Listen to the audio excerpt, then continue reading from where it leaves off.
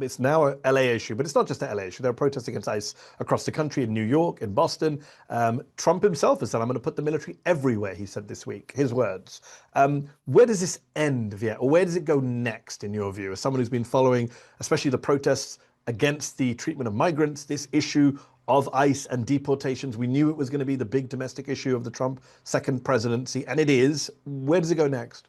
I think it's unpredictable where it goes next. I'm glad that there is a proliferation of protests, but if Trump follows through and decides to send National Guard units to every state in wherever these protests are happening, and then to militarize and send even more, contingents of the U.S. Army or the Marines, on the one hand, things can obviously get very, very bad.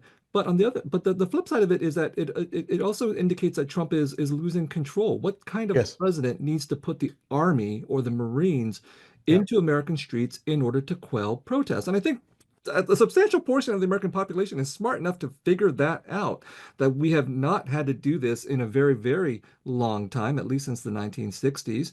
And the results of that were disastrous in the past, with many deaths as well.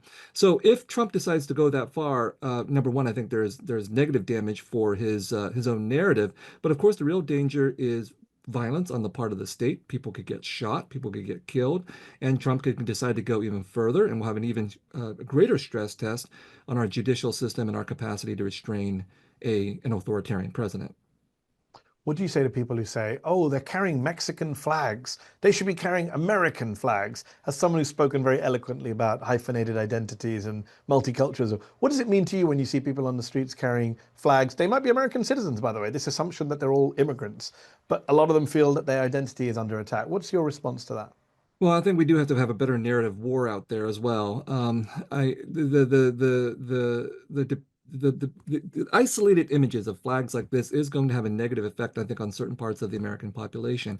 So we have to respond not by saying people shouldn't fly the Mexican flag or other kinds of flags like that, but to offer up counter examples. You can fly, the Israeli flag without consequence in this Yes. country. You can fly the Confederate flag and put it out there at the U.S. Capitol, and somehow you can get pardoned for doing that. So we really do have to, part of what happens with an authoritarian narrative is it puts out a certain kind of claim, and then it tries to make that claim a fact. It's wrong to fly a Mexican flag. And so we have to respond not by taking a battle on that, like, oh no, we shouldn't fly the Mexican flag. We should say, well, what about all the other flags that you find legitimate that you are supporting?